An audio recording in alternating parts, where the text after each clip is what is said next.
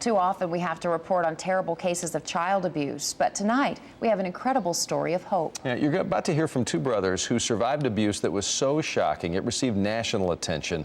You'll also hear how they found a better life right here in North Texas. Here's CBS 11's Stephanie Lucero. No bicycles, toys, or swing sets in the yard. No signs of kids at all, except a box of tennis shoes by the door. Neighbors never suspected a thing. Never saw any kids around at all. 5 children did live here. It wasn't much of a life.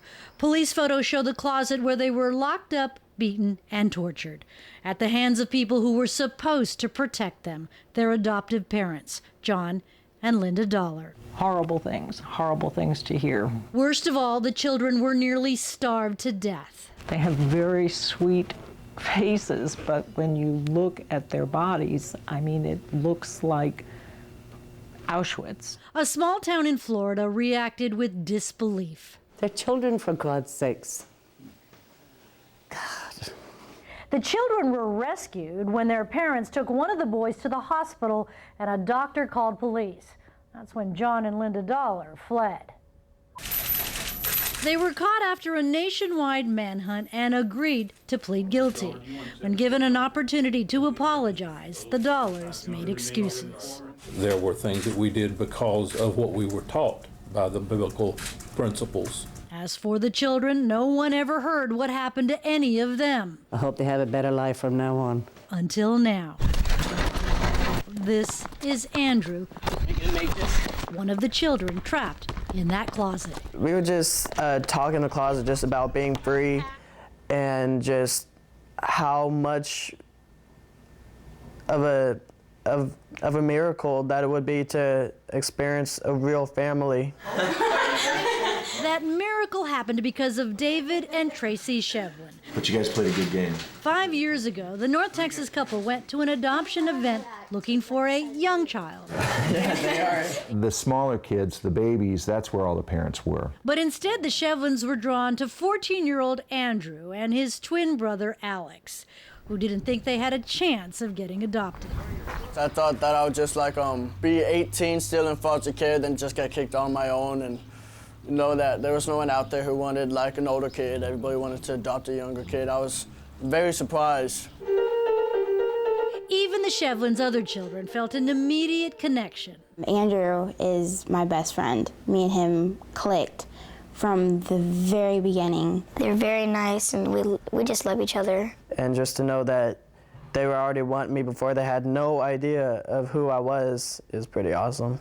3 months after the Shevlins met Alex and Andrew, they learned about the horror the twins had endured. Police photos show a rubber mallet and the canes used to beat them, a cattle prod to shock them. Growing up, I always thought it was my fault because we used to take food because we were hungry. So if we tried to sneak out and get food, that's when, it really turned major. When police removed the twins from the house, they were 14, and Alex and Andrew each weighed less than 40 pounds. I tried so hard to push it out of my mind to feel normal that a lot of it I really just don't even remember. The boys had to learn it was okay to go into the kitchen and eat when they were hungry. They learned new sensible rules about being part of a family. Well, actually, having my own room, having my own bed and stuff, it was very weird. Trust on both parts needed to happen. There's been a lot of counseling, and Alex thrived in a Christian outreach program. No matter what kind of baggage came with it, we were going to take it on and do the very, very best we could with it. Since their paths came together 5 years ago, the Shevlins have learned to share a message about older adoptions. We can sit back now and say that it has just been a huge blessing for our entire family. Absolutely. One family serving as an example of how adoptive parents can offer a bright future, even to children with a very dark past. In Prosper, Stephanie Lucero, CBS 11 News. Well, it's one of those things where you never know that unfolds in your neighborhood, and the next thing you know, people like that extending the hand, and they bring in those two boys. It's an incredible story.